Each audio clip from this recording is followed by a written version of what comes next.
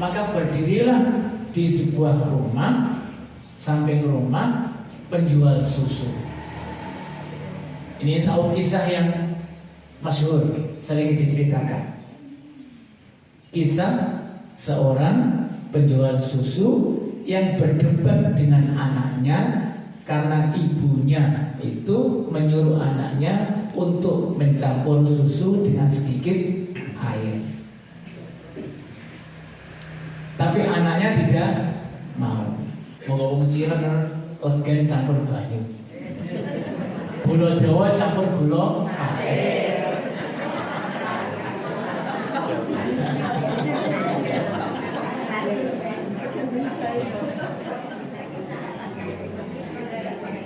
Sajane ini, jadi orang Paciran itu bisa mempertahankan kualitas gula Jawa yang asli meskipun mahal.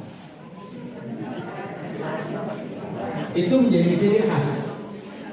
Sajane ngono. Ya ono apa iku gula Jawa pakai 20.000. Gula Jawa Paciran 50.000. Oh, itu asli. Tapi kudu amanah. Ojo sampai kayak ini. Jadi ini adalah yang perlu kita ambil pelajarannya. Wong tuane ngongkon anake kon nyampur mbek banyu, tapi anake gak mau, gak gelem. Saya kan bojo, ayo piro iki takarane? Bandingane kowe ngecer ya iki. Siji banding 7. Pasien deh, awal banyak siji, baik lepong deh. Itu yang kemudian perlu kita bangun. Bahwa kejujuran orang anak itu tadi, jadi anaknya ketika mempertahankan kepribadiannya untuk tidak mencampur susu yang dijual dengan air, maka Umar tertarik dengan kepribadian itu. Umar bin Khattab tertarik. Berarti ini wanita ini adalah calon ibu yang akan melahirkan anak-anak yang baik. Langsung mulai ngongkon anaknya namanya Asim untuk melamar anak perempuan tadi. Anak perempuan tadi.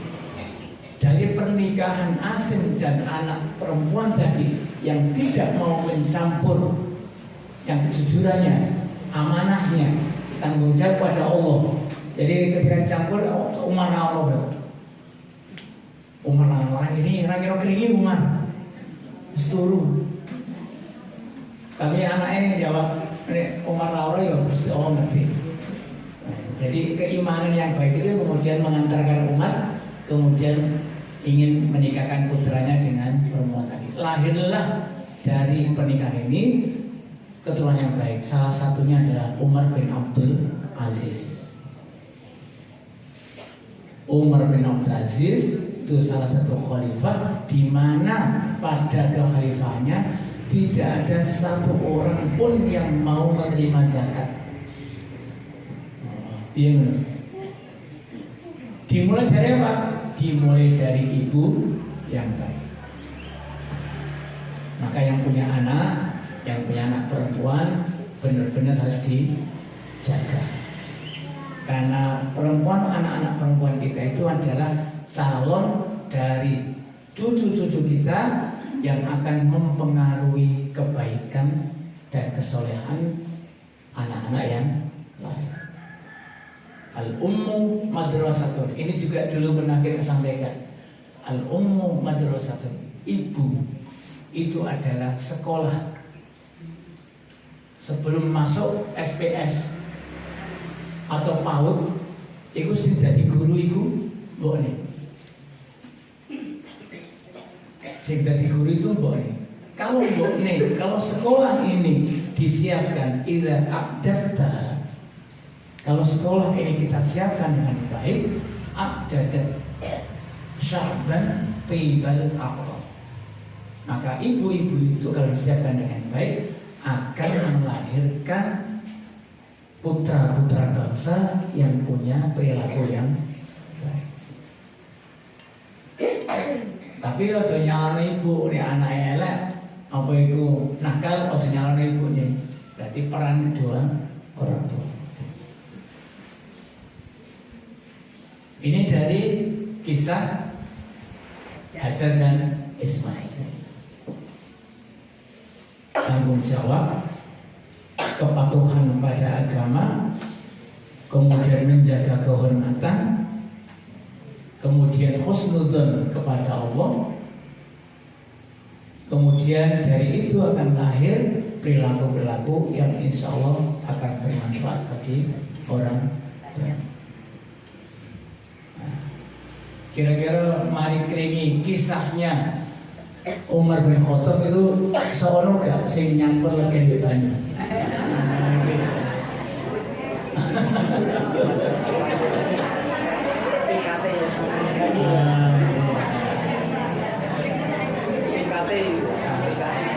Lah mergo pikate banyu legen ora apik, ya akhire tukuntal yang ngitung-ngitung dhewe, bayar dhewe, yo kadang lagi bayari barang. Nah, wong liya didol, ah itu perilaku tekan nyampur banyu legen.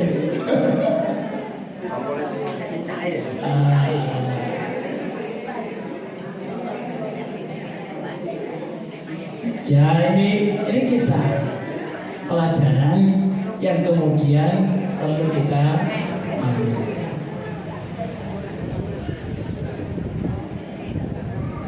Bisa? Pertemuan berikutnya nanti tentang Nabi Musa dan ibu kandung. Aja suwe-suwe. Iya, jadi masih Musa dengan ibu angkat, ibu kandung, Nabi Maryam, Nabi Isa dengan keluarganya termasuk dengan Zakaria, kemudian Yahya dengan ibu yang tua, Nabi Muhammad yang terakhir nanti sebagai pamungkasnya. Seakeh ceritanya seakeh. Jadi ojo suwe-suwe, yang penting kita bisa mengambil pelajaran untuk memperbaiki kualitas keluarga dan keturunan kita. Karena apa? Ketika kita punya keturunan yang baik, maka manfaatnya itu pertama bukan hanya untuk dunia saja, tapi hubungan anak dengan orang tua itu sampai akhirat. Nek orang tua tahu salah, kemudian terpaksa masuk neraka dulu, anaknya orang baik, soleh, masuk surga duluan, maka anaknya bisa jadi meringankan siksa orang tuanya. Pelajaran terakhir dari Nabi Ibrahim dan Hajar dan Ismail, kalau nanti punya anak yang berada di luar daerah Paciran, dipesani carilah lokasi yang dekat dengan tempat ibadah. Itu yang pertama. Ya, Nabi Ismail ya pinggirnya Ka'bah, Nabi Isa ya udah pinggirnya Baitul Maqdis, Nabi Muhammad ya di sekitar Ka'bah.